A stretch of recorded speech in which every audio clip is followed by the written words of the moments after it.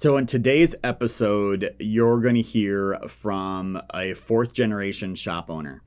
And I think we talk about a lot of great things in here, but one of the big ones that we really talk a lot of the conversation about is diesel technician shortage. And he really doesn't have a huge shortage problem. Like he says, it's a little bit harder than it was, but you'll find out what his secret sauce is to not having a diesel technician shortage. And it's always great to pick the brains of people that are in this business today doing all these things to keep the wheels moving. So that's kind of thing we say around Diesel Laptops here internally is we help people keep the wheels moving. What that means is we're providing them the tools and resources so that they can keep their customers going. And Pardo Fleet Solutions, he's one of them here as well.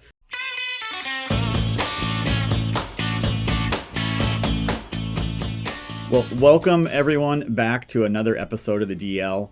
And what I love is talking about obviously our industry, right? What Diesel Laptops does. We're going to talk to someone today that is actually out there helping people every single day fix trucks, do maintenance, do all the things to keep the wheels turning. And obviously what we do at Diesel Laptops is one small piece of the puzzle, but I always enjoy having these conversations. I ran a shop for a lot of years, but I haven't done it for a while now. So I get to actually hear some firsthand experience, what's going on in the real world.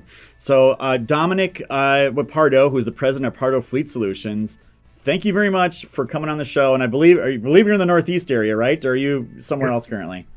I'm somewhere else. I'm on the East Coast, the Southeast, put it that way. But we're based out of New Jersey. Well, you're a lot like me. Like I keep finding reasons to go further and further south, and I'm not even like up in the Northeast anymore. I grew up in Minnesota, the winters in South Carolina are starting to feel cold to me. So now I'm starting to be like, how the heck do I get away from these areas? Yep, exactly. That's what I'm doing. I'm South Florida right now. Well, why don't we just talk to everyone? I guess maybe let's just start out with who is Pardo Fleet Solutions? Like what are you guys today? Like locations, mobile, in shop, like what do you guys do today just so people understand kind of what your business is today, and then we'll start talking about the background a little bit and how you guys got here. What we do today, we're all three. We're truck parts, trailer parts distributor. We have a shop inside, operations, and we have running 12 mobile units presently, and from Virginia up to central Jersey and central Pennsylvania. We do on-site maintenance, breakdowns. Our customer base is more or less your major fleets. That's who we do business with. So I always think it's interesting to hear how companies got started. And I think what's unique with your company, it's a fourth generation company, if I'm not mistaken. So I can't imagine, right? I'm only like in year 8 of my company. 4 generations just seems like a distant thing. I have no idea how that even work. Where did you guys start? Like, how did it all begin?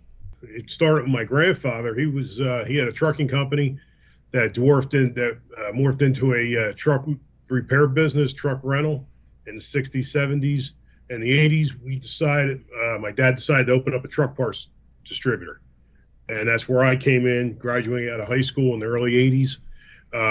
We grew that business to 12, 13 locations in 4 states, and we sold it in 2015. I went into the freight business for a short period of time, about 50 power units and 100 trailers. I shut that down just because it's a tough business. Whatever you hear about freight trucking, it's 100% correct. Margins are razor thin. I picked myself up out of the ashes per se. Looked at my shop. I still had my shop. I'm like, we got to do something here. It's the only thing I know. So I went back into the service business, hired some old employees, and we reinvented ourselves, going after not so much owner operators, major fleets. And in 2018, we started buying some service trucks and worked that in. And 2020, my non-compete ended with a big player and went back into truck parts business. Currently, we have an 8,500 square foot warehouse with, all lines direct. Our shop's 8,500 square foot bay. And like I said, we run 11 to 12 mobile units, and that's growing. So in 2016, 2017-ish there, when you decided to start a truck repair shop, you were selling truck parts before this, right? And I heard running trucks, but have you ever actually ran a truck repair shop? Because what I've learned with truck repair shops, there's like 100 ways to lose money and like one way to make money, it seems like, because there's a lot of intricacies in that. Like, where was your experience level owning and running a truck repair facility at that point? Tyler, I was with the truck repair business that was under a different company, Pioneer Truck Sales, and I grew up in it. 8, 9 years old, I was sweeping the floor, picking parts, cleaning parts in the safety clean tank, taking engines apart. So I kind of grew up during that. And then, like I said, in 1981, we decided to open a truck parts business, and I went over with my dad running that, and my uncle had the service shop. So kind of like between both things, it gave me an opportunity to learn all avenues. So I see a lot of people always asking on like different message boards and Facebook groups, they quit their job, they start a truck repair shop, they start a mobile shop. And the first question they always got is, how do I get customers? How was it for you guys back when you first started that up, trying to go acquire new customers, find new customers? So just like hanging your shingle, putting your sign up there and they showed up, or was there more You know to what? it then? It's funny you say because after I shut down that freight business, I had customers that come to me and say, "Dom, why don't you go do what you do best? You're a good salesperson. Go out and see customers and make connections." And honestly, that's what I did. I had one or two guys working with me inside the shop, and I went out and made contacts on the phone, went out and seen customers and brought them in the door. And basically, this is how we're at today. Today we have a director of business development. He lives out in Pittsburgh, and we have a director of mobile operations. He's on board. So we're kind of growing and we're setting ourselves up for growth. I think the big thing is a lot of these little guys that are starting their businesses, it's going to be hard for them to compete when they have to buy parts from the local truck parts distributor. I'll leave it at that, and try to mark them up and make money on the parts. We're fortunate, and with the way we position ourselves, we're direct on all the parts. We have a division that sells nothing but truck parts. Some of my old employees came back, and like you've never heard that before, I'm sure. And they're running and seeing everybody, all their old customers, and selling parts. And that helps us with the volume that we can compete on the service business. The differences between the 80s and 90s, we always had the service shop, but that was a small portion of our business. The core business was truck parts. Go today in 2023, the core business is fleet maintenance, and the truck parts are a side business because of the way the margins and the whole industry is in the competition. So that's we just basically went out and get word of mouth. We hired, we grew. Hey, so I think we've gone pretty good in 6 years. Yeah, and I mean that's impressive. I mean, just for the audience here, right? It's like 6 years you went from like nothing to having a whole bunch of mobile trucks, a facility, and now we said before you just joined up with the Aftermarket Alliance, the Alliance, to get the parts and the purchasing and all the things. So it seems like you're still in growth mode here. You're still expanding. Is it like just kind of because you have to keep up with customers? Are you guys being aggressive in that area, or what's your philosophy on expanding? A little of each. We're trying to be aggressive. Because I want to have a certain position where I want to be at and grow it. And that's just part of being an entrepreneur. You know that. You're never satisfied or happy where you're at. You always want to be bigger and better, which isn't always the smartest thing, but that's another story for another time. Like I said, we're presently wherever I can get techs, mobile techs coming on board. I'm hiring them and buying a truck and putting a truck in the market and work with our present customer base where they have different branches. Yeah. So by the way, I totally get you on the whole, like you're never satisfied. I remember working for somebody else and I'd have like record sales months. And then I'd be happy for about a second. And then I'd be like, well, now I got to go do that again next month. Like I got to go raise the button. I'm still that way with my company too. I'm like, oh, wow, we had a record month. I'm like, wait a second. Now we got to do that again. Like it's like a never ending thing. So like, I get what you're saying when it's not always like people hear that like, oh, that's a good thing.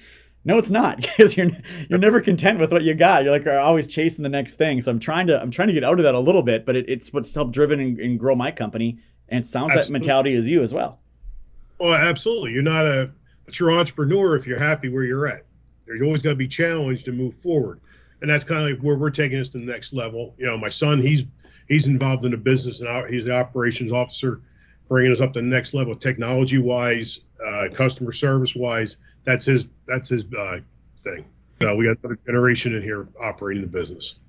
So we talk here a lot about the diesel technician shortage, and as you're growing here and you're adding mobile guys and in your shop, how has it been for you guys in the Northeast? Is it hard to find guys or gals? Is it easy? Have you been able to retain them? Like what's your landscape look like up there for Pardo Fleet Solutions with diesel techs? Honestly, it's until this recent year, it was okay. You get waves of people coming and going. This year's been a little tougher. It seems to be because I guess everybody's paying a lot more money, and you bring a guy in, and his present employer, hey, we'll give you that much and more, just to keep them. So it's a challenge all the way around. You have to get somebody that's not happy where he's working at. As far as retaining our techs, we normally retain our techs. We have a very, very small churn on techs. I like to take care of my guys. We do shoe allowances, tool allowances. And, I think the most important thing, not to give too much of the secret sauce away, the guys all know they can come to me, and my door is always open. That's why we always ran our businesses. Employees can always come to me if they have a problem. We talk it through, if it's personal or business-wise, and that means a lot. They're not just a number or a name. I know all my people's names, and I will call them every so often and say, hey, John, how you doing? How's things going? I heard you were sick or your wife was sick. Even though I don't see them every day or talk to them, they still know who I am. I think that's a big thing, being a family business.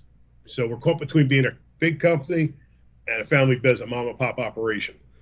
Yeah, I think you hit on one of the key points there that a lot of these bigger corporations totally whiff on, and that's retention. And I think you hit the nail exactly on the head when you're like, look, if people are happy and they enjoy where they work, they're not going to go leave for a buck or two more an hour. That's not the reason people leave the place they work. They usually leave the place they work for either really big pay raises, or they go leave because of they're just unhappy. They don't like their boss, they're micromanaged, they don't like the jobs they're put on, the shift they're on. There's something else going on there. Their coworkers, whatever it is. That's one of the problems they have. So it's really kind of refreshing to hear you say oh, it's retention, and that's really the truth. What it is. Everyone I talk to that says I don't have a diesel technician problem, I always ask about the retention thing. What do you guys do? I've seen the posts that you've done on Facebook. Your technicians getting new boots. I see you talking about them on LinkedIn. I see all these things, so you can tell that's what's going on there. So I'd be really curious for those that are on the video portion of this on YouTube. Love for you to drop in the comments what it's like in your area and what your company does to retain you. I think that'd be an interesting insight for some diesel technicians to drop that in there. One of the things I want to talk about too is you're unique in that you have a mobile operation and you have a brick and mortar. So brick and mortar, I think there's pros and cons to each. And I never was a big fan of the mobile stuff because I was a dealership guy and we kind of didn't do mobile because we didn't have to.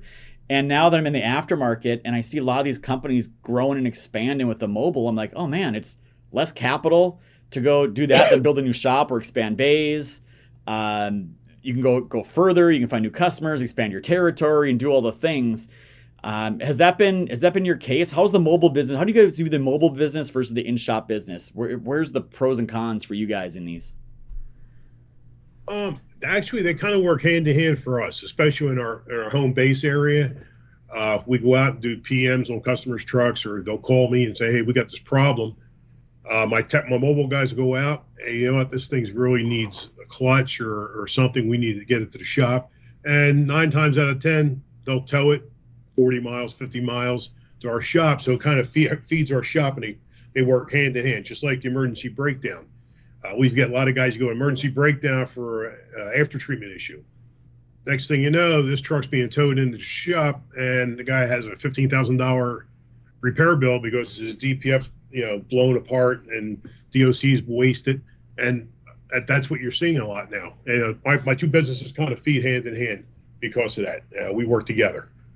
Yeah, no, I totally get that, and I think I guess I'm curious too, just because I'm Northeast. I always think it's more expensive up there. Can you say either what your hourly rate is, or what the average hourly rate is, or what people can expect in that neck of the woods? I think in our neck of the woods, dealers are probably 150 and north of that at the moment, because for whatever reason, most shops are probably in our neck of the woods are probably right around 150 an hour. Yeah. What about the mobile guy? Do you guys charge more or less for the mobile stuff? We charge a little more for that at times, and sometimes it's it depends who the customer is. All comes down to volume. The more volume you give me, the better deal I can make it. Just like when you're buying brake shoes, right, yeah. Tyler? Yep. You're only gonna buy 2 brake shoes. You're gonna pay more than you are buying 2 pallets of them a month. So Yeah. It's the same deal. We work on a case by case basis. Would it make sense for us and the customer to try to save them money? That's our main thing, is trying to save the customer a buck and keeping his fleet running. We have guys that work 7 days a week, man. They go out, our customers' trucks only down on weekends. We're scheduling PMs on Sundays and Saturday nights. And I've had techs recently working on customers' trucks to get them up 4 in the morning working till, Dang. we'll start at 8. Yeah. Yeah. But that's what my team does. We have a great team. My team puts it together, and when they need to, do it, they do it and keep the customer running, keep them happy. Well, and I appreciate the techs and my whole team, actually. Yeah, I mean, it sounds like it, right? Like, I remember being in a dealership and it'd be like, well, 6 o'clock, close the doors, we all go home, right? Like, there wasn't a lot of weekends or nights. We didn't have the mobile operations. Does that make it, I feel like, God, that's a lot to ask an employee. Like, hey, I need you here till 3 a.m. to go get this guy back up on the road or work Saturday or Sundays. Does that make it even more difficult to find these guys to go do these mobile operations and remote stuff for you guys? You see, the mobile techs are a different breed than the shop guys. My shop guys, they're happy with 40, 42 hours a week, out the door 5 o'clock, they're usually gone, no weekends. The mobile guys, they thrive on it. I mean, it's why it's hard to find mobile guys. When you get them, you keep them and do what you need to, make them happy. These guys, some of them like working those hours, because I've had some guys tell me, hey, you haven't called me lately at night, because I'll take the breakdown calls myself at night. I'm like, well, you complain that you're working too many hours. Oh, no, I'll work. But I said, you know how it is. Some of these guys, they complain one hand, but then when you stop feeding them, they're like, yo, give me some more. I'm used to 65 hours a week now, and they're happy with that. Yeah. Other guys, they want to work 40 hours or 45 hours, mobile guys, and we accommodate them and do what they need, what makes them happy and within their family life. I try to give the guys a balance of family and business wherever they want to be. That's kind of like we're flexible also. I'll work and do what they want us to do within reason. So, and that 4 in the morning thing, that wasn't normally, that's an odd thing. We have a fleet their trucks are in shambles and they need these trucks, PM'd and going over. And this is kind of what we're doing. It's only for a short term, but this is the kind of service we give our customers. Yeah. So this is going to maybe surprise a lot of people listening or watching this, but diesel laptops, we actually employ around 40 diesel technicians, or even call them ex-diesel technicians, because they don't actually work on anything anymore. They're our subject matter experts, or they're in our call center dealing with customers over the phone, doing tech support. And it's interesting because a lot of them, a good portion of them, come in and they're like, yep, I don't want to wrench anymore. I'm tired, blah, blah, blah. I just want to, something easier. And like, oh yeah, air conditioned office and cubicle or work from home, right? And just answer phones all day.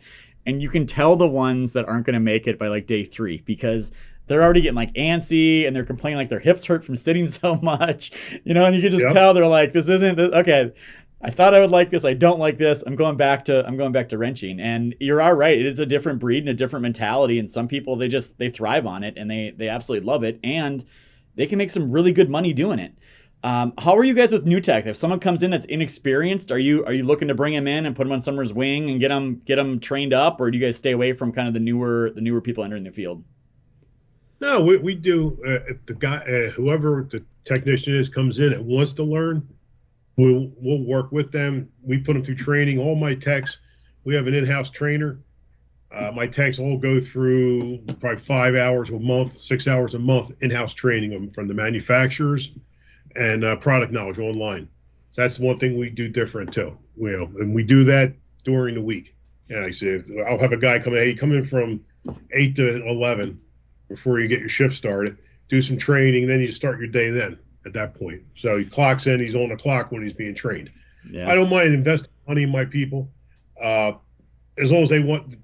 They want to learn. You get some guys, some people, because we have some women that have come and gone. Yeah, they don't want to learn. They just want to get a check. And they're not really into it. And others, they thrive on it and they're still with us. I'll be honest.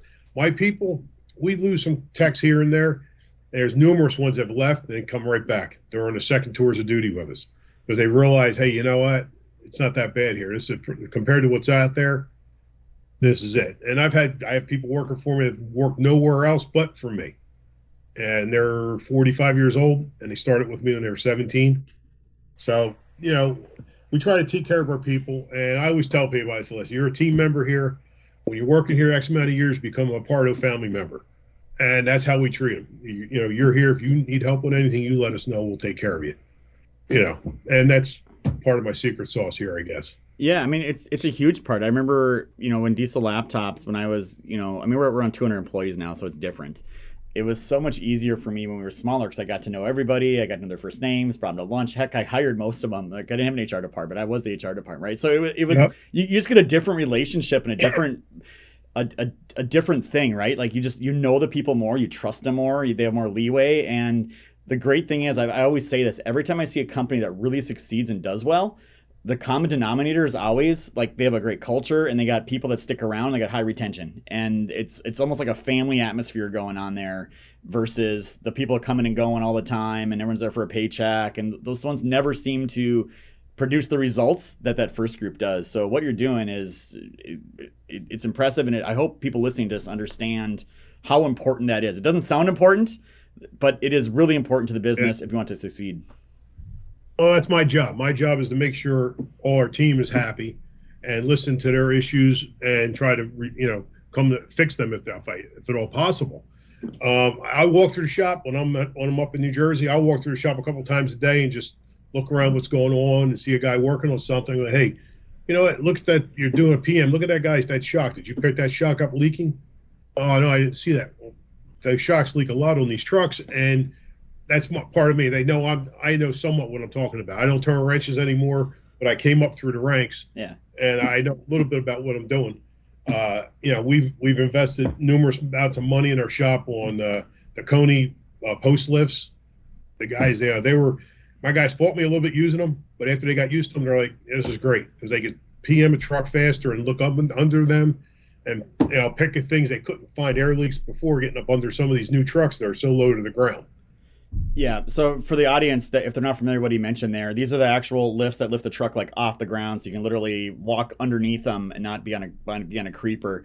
And I'll tell you what, like I see them at trade shows and they got the trucks on them, and I refuse to walk under those things. And I know it's like a mental thing, but I cannot do it. I'm like, nope, I'm not doing it. I know they're safe. I know they are, but they do save like a tremendous amount of time and the wear and tear on the bodies of the guys working on these vehicles as well. Yeah, it is. If you don't have them in your shop, you're missing the boat. That's what hopefully you have a roof high enough to lift them up, but it makes a lot of jobs a lot easier. I had one specialty piece of equipment. We had to pull the transmission out real quick. I'll tell you this. And I asked the tech, I'm like, how long is this taking you? He goes, if you didn't have these lifts, how long would it take? He goes, oh, Dom, it would at least twice the amount of time to do this transmission job because he had so much stuff on PTOs and pumps.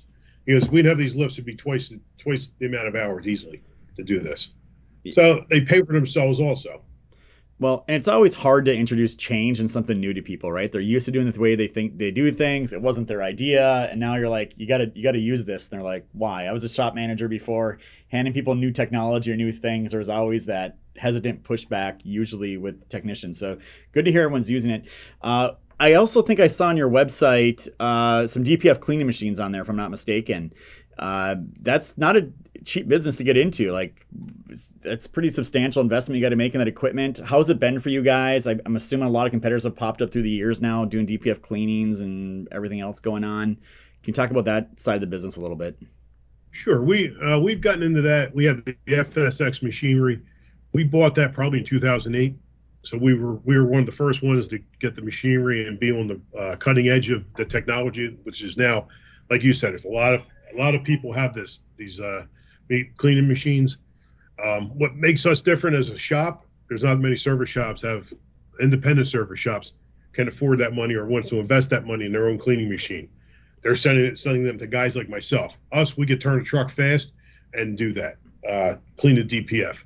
And we do some competitors and some fleets. They'll throw them our way also.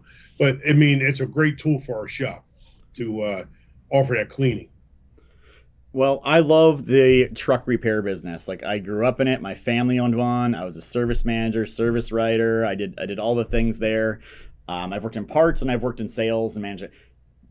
The shop was by far the most fun I've ever had inside a truck dealership because it's every day was something different and there was something going on and someone needed help. And it was just a great learning experience growing up for me, being able to hang out in a shop. So it sounds like you got to hang out in a lot of shops as you were growing up and still get to go play around in shops as well.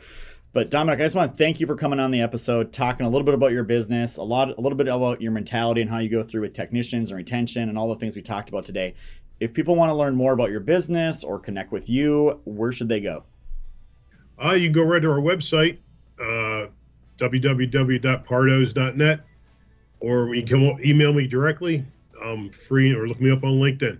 I get a lot of people from LinkedIn checking us out, just like yourself. And if you want to shop, go with Diesel Laptops. That's what you need to do, right, Tyler? Hey, I appreciate the shout out. And by the way, I looked before the episode. We had almost 1,000 mutual connections between the two of us on LinkedIn. So I'm like, that's one of the biggest numbers I've seen. So you post a lot on there. I love seeing what you guys have going on in your business. I love just following people in my industry in general.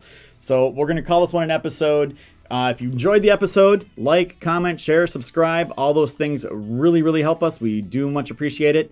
It's not always diagnostics done right, but you have customers out there like Pardo Fleet Solutions that are helping to keep the wheels turning. We're all just doing it. We're all trying to do the same thing. Help get the equipment back in the road as quick as possible, preventing it from even breaking down to begin with. We're just all taking different angles and approaches at it. So we will catch you on the next episode.